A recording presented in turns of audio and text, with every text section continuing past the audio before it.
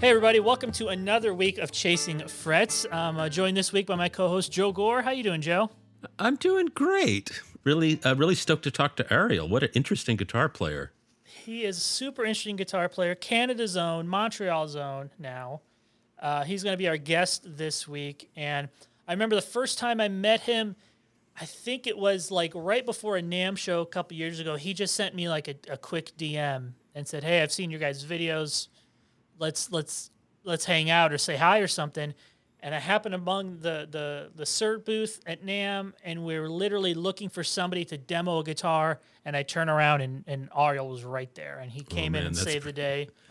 And we hung a bit, and ever since then we've been in touch through his time with the Brothers Landreth and now his solo stuff.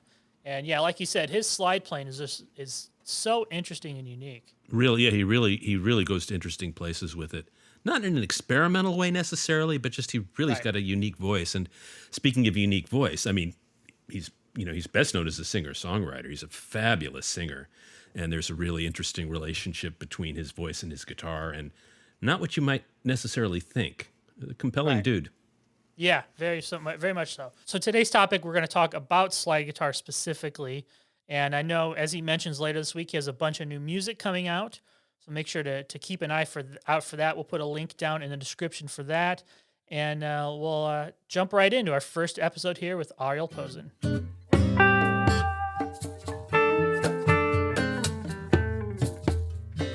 Hey, Ariel, man, thank you so much for joining us this week on Chasing Frets. How you doing? I'm doing well, my friend. Nice to see you. No, it's a pleasure to be here. Thanks for having me. Yeah, it's really cool to meet you. Likewise. And I've been wanting to get you on the podcast for a while to talk about some of your secrets. We're trying to steal as many secrets as we can from you. And the first one we're going to talk about today is kind of your approach to slide guitar and how you kind of started in it, how you came across it, and what are things you do to kind of craft your voice on that. So when did you get started playing slide guitar? I'd imagine, like most people, you started playing normal guitar. I started playing what we can describe as normal guitar. For years was doing that, and I was about 19 or 20 when I started doing a lot of sideman work and sessions, and hey, can you come do this tour? Can you play on this demo? Can you play on this record? Play with this artist? And I just found myself often in situations playing in a lot of roots gigs, some country gigs, some bluesy stuff, where the songs that I was learning and the parts that I was learning had a lot of slide in it. So by default, if you're going to be a working guitar player, have a capo nearby, have a slide. It's like the classic working sideman guitar player's mic stand on stage. When you see a band play, they've got a few picks on a mic stand, you got a capo on it, and you got a slide holder thing. It's like you need those things to like be professional or be legit. So I just had them. It's not that I was putting discrete time into it. And just like anybody else, grabbed the first slide that I saw at a shop and fiddled my way around through it. Probably struggled because I started playing on my ring finger, because that's what finger everyone was playing on that I enjoyed listening to and saw. And I didn't know anything about raising your action, maybe putting heavier strings on or anything like that. But I went along with it, and something seemed to click. It's not that like I would never say that I was excelling at it, but something was going on where people would say after maybe a gig, or like the people that I was playing with, they're saying, yeah, that slide stuff is sounding good. Like, why don't you do it on some of the other songs? And I was like, oh, okay. I mean, usually people don't usually hit that part, or like couldn't figure out how to do that harmonic thing. Or I was like, oh, really? Okay. Seriously, like, wasn't thinking much about it. And I will say, of course, that like I spent a lot of time just sitting with it, just messing around with it.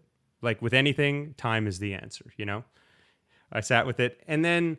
Now, are you in standard tuning still, or are you starting to branch into open tunings? Yeah, I was still in standard tuning. Honestly, I didn't know anything about open tuning at that point, but I was just starting to get the feel of it. And at that point, I switched to my pinky because it just felt more natural. I realized, hey, like I can use my index finger and my middle finger So I can maybe play some chords, I can play some melody lines, and then I can just go back to the slide. So I don't have to just, put the slide on my finger when I need to do the part, take it off, and then play with my fingers for the rest. I could do it as a hybrid and do both at the same time. So that was like a light bulb. And then a couple years after that, I got into a couple different players. I mean, I had been familiar with Derek Trucks, seen him live, and I think anybody's experience seeing him play is a moving experience. And it wasn't discouraging. It was definitely encouraging and inspiring. But I never watched him being like, wow, like that is speaking to me. I need to do that. That's what I need to do. It was a couple other players, First of all, I'm a huge Beatles fan. Mm-hmm. I grew up with the Beatles. I love all the Beatles solo records too, especially George's stuff. And he was doing some great, great slide stuff. He's an underrated slide player. Super underrated. And really distinctive, really kind of weird, actually. But, I mean, it doesn't sound weird because we've heard it so much, but he wasn't doing the usual template. Just the composition aspect of it, the way he used it. Such a songwriting tool. It was such a part of his voice. It's so signature. It's so good. It was coming from like a less overtly bluesy place. Yes. It was more melodic, more not coming from a straight up, bending the flat third bluesy style. And you saying that is a perfect segue to my next point, and that's specifically what spoke to me about slide. It was never the bluesy kind of playing. It was never the that kind of stuff. Dust my broom, yeah. Love that. Nothing wrong with it. But that's never where my head was with it. It was a way to take the melody or the idea and just embellish it in a different way. Say the same thing, but in a different way. And you could tie your notes together closer to the way that I was hearing things in my head sometimes. So I stumbled upon a couple other players, specifically one is a Canadian fella named Kevin Bright, who, he's played with Norah Jones, Katie Lang, a bunch of people, and he's got his own projects. And I remember hearing some of his records, and that was the first time I was hearing some chordal stuff. I was hearing some really interesting stuff with open tuning, and that is what spoke to me. It was nothing really bluesy about it. It was just different, and the keyword is different. And from then on in, I took a guitar. I said, I'm going to try to figure out this open E thing. And sure enough, I spent as much time with it as I could. I would take that guitar on gigs. Sometimes I probably shouldn't have done that, but there was a lot of trial by fire. But it helped me take everything I knew so far in standard tuning and start applying it to open tuning. And with that, I bought a lap steel and I was messing around with that. And I just got to know that tuning. And I should also say that's the only tuning I mess with. You can be in D and C. It's always 151, 351, just like an open E tuning. And it just inspired so many ideas. And I don't know, my goal was to, without really knowing it, I never wanted to commit to just one because I was really comfortable playing slide already in standard tuning. Open E, or open tuning rather, was opening different possibilities. But at the end of the day, it was all the same music. It was all the same notes. It was all the same ideas. They just kind of came out a little differently in each one. And it was really important for me to kind of go 50-50 on them rather than just using one. You mean 50-50 between conventional tuning and, between conventional playing and slide? Exactly, yeah. And I just kept going with it, basically. So a couple things here. When you went to Open E, I'm imagining that could be an influence of Derek and Dwayne? It was specifically Kevin. Oh, okay. Yeah, and to be honest, I was hearing stuff in Open E, and I was hearing stuff in C sharp and C and D, and I was like, I do drop D. I do drop D all the time, but I had never really heard such low stuff like that. And I remember trying some of that as well. Back to me not really knowing that you need to set up your instrument specifically for that. And I remember being on a session, and the song was in C, and it called for this really low C thing. So I tried to tune my E string down to a C, but kept everything else in standard tune. Obviously, the guitar was like, "What are you doing to me?" And it was never working. And I just didn't understand that you had to compensate. You had to basically match the tension. So if you're usually playing in 11s in E, let's say, or 10s, if you're going to go up to D, maybe hike it up to 12 or 13s. If you're going to play in C, maybe go to 15s or 16s, or depending what your comfort zone is, you just got to make it feel like you're playing in a comfortable gauge that you're used to. And that was really important. And that made me realize, first of all, like, shit, I need to turn a bunch of guitars into specific tunings and keep them there, because you can't just do that to one. And that's a big reason why something like open C or B standard works so great, because you already have all this lower range. You can just capo up, and you have open D, you have open D flat, you have open E flat. You don't need a million guitars. That's a huge part of it. And now I'm just jumping around the place, but like for singing and songwriting and stuff like that, for me, my range, I sing a lot in G, a lot of C, F, keys that really work well in that lower range. So rather than playing in E shapes and having it capo up to the 7th fret, or I can just have that lower, it just works for me really well. And to be honest, again, the keyword is different. It's such an interesting sound, and those open tunings, a lot of people, again, associate them with the kind of bluesy playing. And yeah, it does really work well for certain lines. And that's a huge reason why they're used. But in lots of ways, too, those open tunings are so much more piano-like compared to guitar-like. They're more naturally resonant. I mean, way more naturally resonant. Yeah. And with all the droning you can do, just because you have, 3 strings that are tuned to the root, 2 strings that are the 5, you have so much opportunity to say a lot more with a lot less, and have a lot more, continually resonating and ringing out on the guitar. And it's just, it's inspiring. Well, you described your process as maybe an archetypal slide player's path, but man, you've ended up at a lot of unexpected destinations. I mean, for anybody who's just encountering Ariel for the first time, this guy is a really distinctive slide player. I'm pretty sure you're the only slide player I've ever heard who uses a lot of octave fuzz while you're playing slide.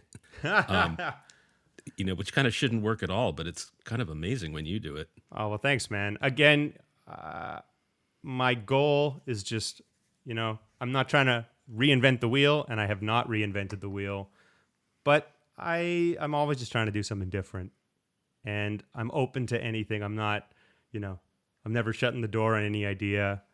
I've found what I like and what helps me get the sounds I'm chasing.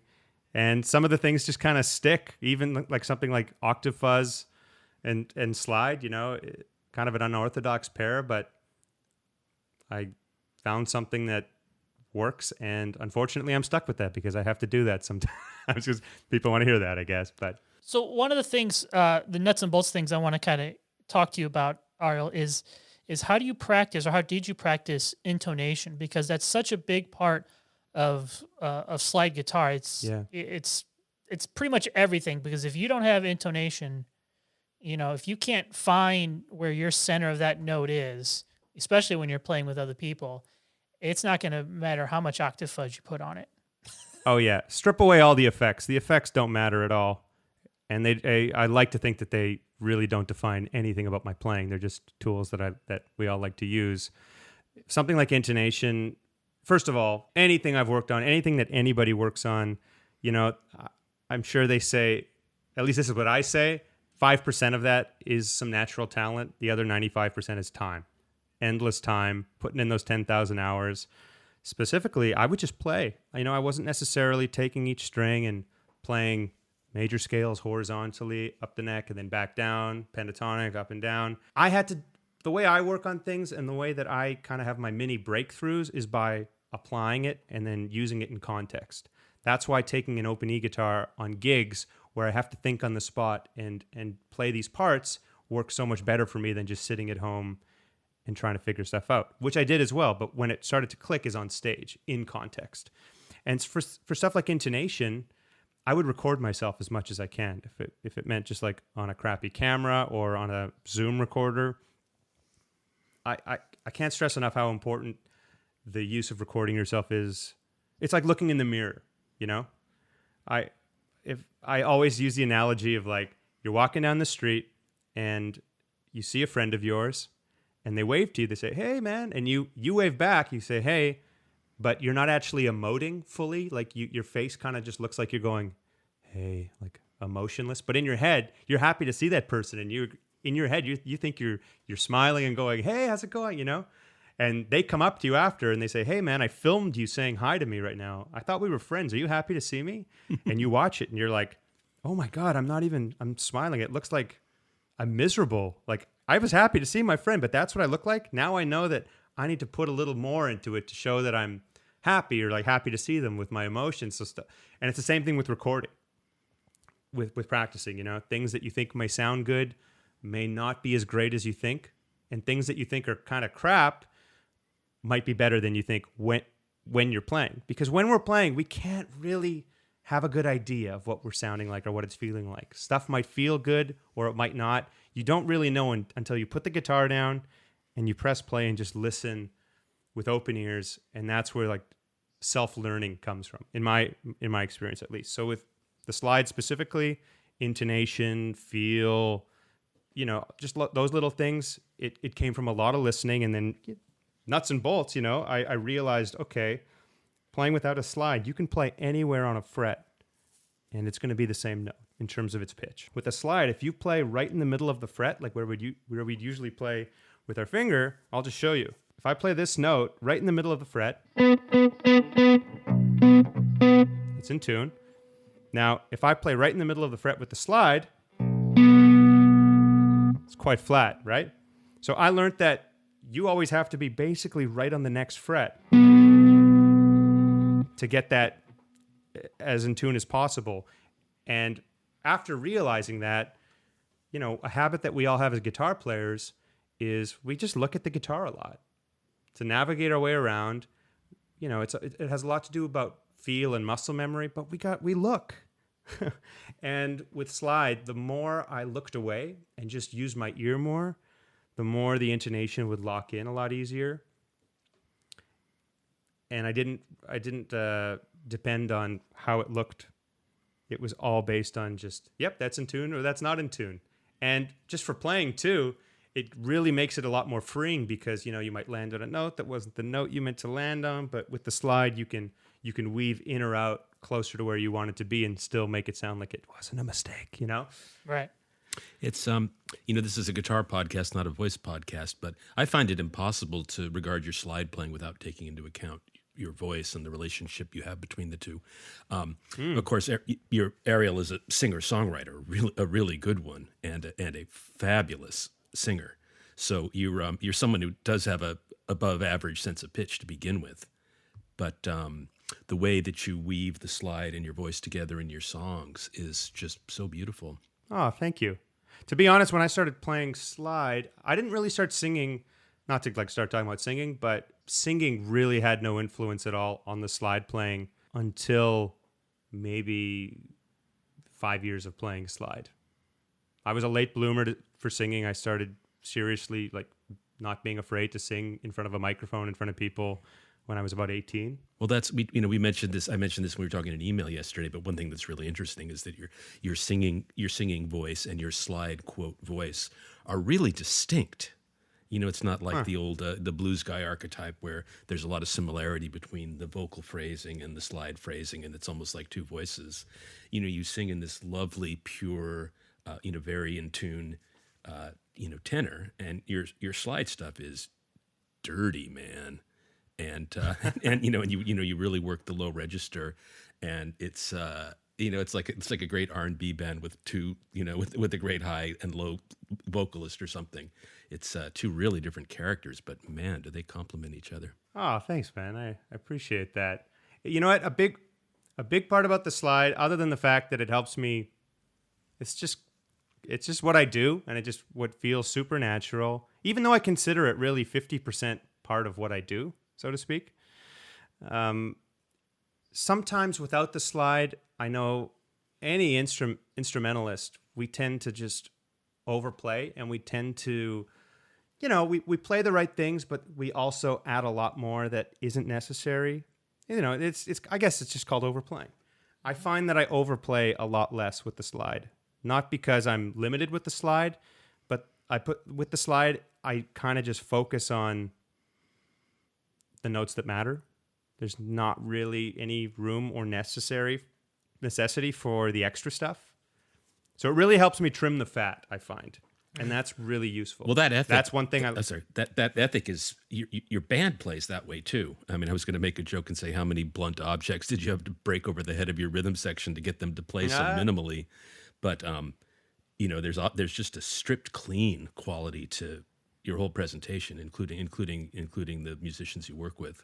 Oh, thanks, man. Yeah, I mean, I'm very lucky to work with the folks that I do, all like-minded musicians first. Right? It's not bass players and drummers, it's musicians who are there to play music and serve songs and serve moments, and those kind of moments and serving music is not necessarily, actually, it's not at all about the notes you play. It's not what you're doing, it's how you're doing it.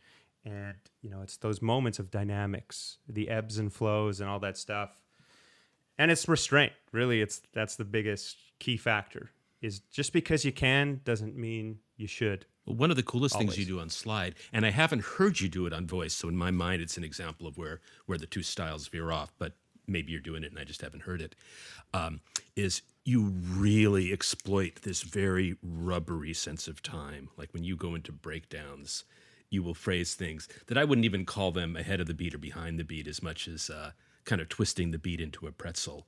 And your band is so good at backing you up on that, because you'll play, your drummer will be just playing the most minimal little eighth note thing, and then you are kind of getting this exquisite torture by playing, way ahead or way behind, or really warping the time, not in a way that sounds like free and anarchic, but it's just there's this grind between where we know the pulse is and where you're putting it down. Right. I mean, one word, D'Angelo. Or another word, voodoo. Listen to that record. Yeah. I mean, I remember the first time hearing that stuff and just, it's in time, but it's behind the beat, but it's in time, but it's lazy. And it's like, it's this, but it's that, but it's not that, and it's not that either. And there's something so magical about that. You first of all, you really need to have, like you were saying, a rhythm section that's not going to try to follow that. Yeah. If everyone is going to try to do the layback thing, it doesn't work.